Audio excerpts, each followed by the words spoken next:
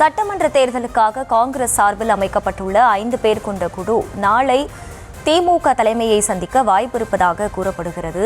இந்த நிலையில் அதற்கு முன்பாக நிர்வாகிகளுடன் அந்த குழு இன்று ஆலோசனை மேற்கொள்ள உள்ளதாகவும் தகவல் வெளியாகியுள்ளது. விவரங்களோடு இணைகிறார் செய்தியாளர் சுப்புராமன். சுப்புராமன், வணக்கம். காங்கிரஸ் தரப்பிலே அந்த நிர்வாகிகளுடன் ஆலோசனை நடத்த உள்ள நிலையில் இந்த ஆலோசனையின் முக்கியத்துவம் என்ன? முழு விவரங்கள்.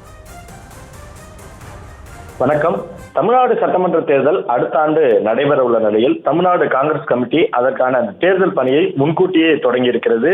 குறிப்பாக அந்த தேர்தல் காலத்தில் தான் அந்த குழு என்பது அமைக்கப்படும். ஆனால் தமிழ்நாடு காங்கிரஸ் கமிட்டி சார்பில் உடனடியாக, அதாவது தேர்தலுக்கு இன்னும் 4 மாதங்கள் இருக்கக்கூடிய நிலையில் உடனடியாக தமிழ்நாடு காங்கிரஸ் கமிட்டியின் மேலிட பொறுப்பாளர் கிறிஸ் ஜோடங்கர் தலைமையில் 5 பேர் கொண்ட குழு அமைக்கப்பட்டது. அந்த குழுவில் தமிழ்நாடு காங்கிரஸ் கமிட்டி தலைவர் செல்வ பெருந்தகை, சட்டமன்ற குழு தலைவர் ராஜேஷ்குமார் உள்ளிட்டோர் இடம்பெற்றிருக்கிறார்கள்.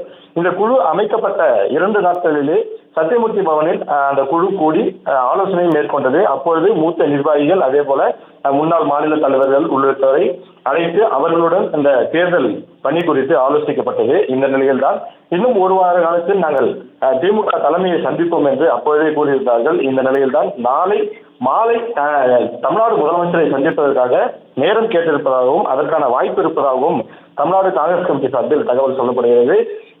இதில் சந்திப்பதற்கு முன்பாக தமிழ்நாடு காங்கிரஸ் கமிட்டியின் தலைமை அலுவலகமான சத்தியமூர்த்தி பவனில் அந்த நிர்வாகிகளுடன் ஒரு ஆலோசனை கூட்டமும் நடைபெற இருக்கிறது.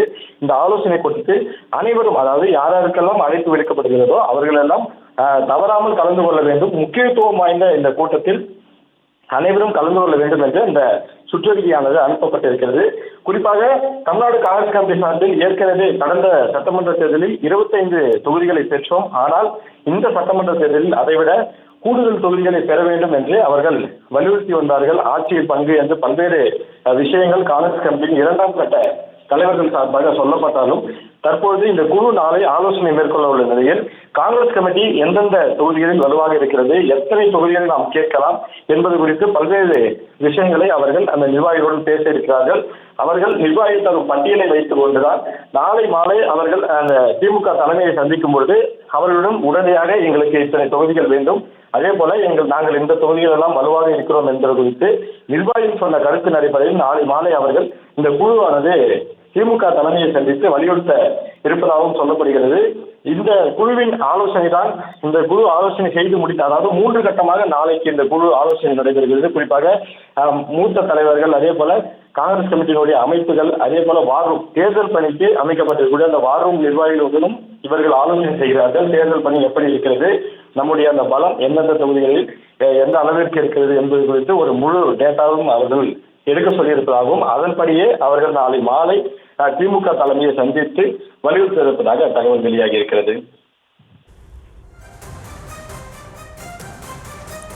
விவரங்களுக்கு நன்றி சுப்புராமன்.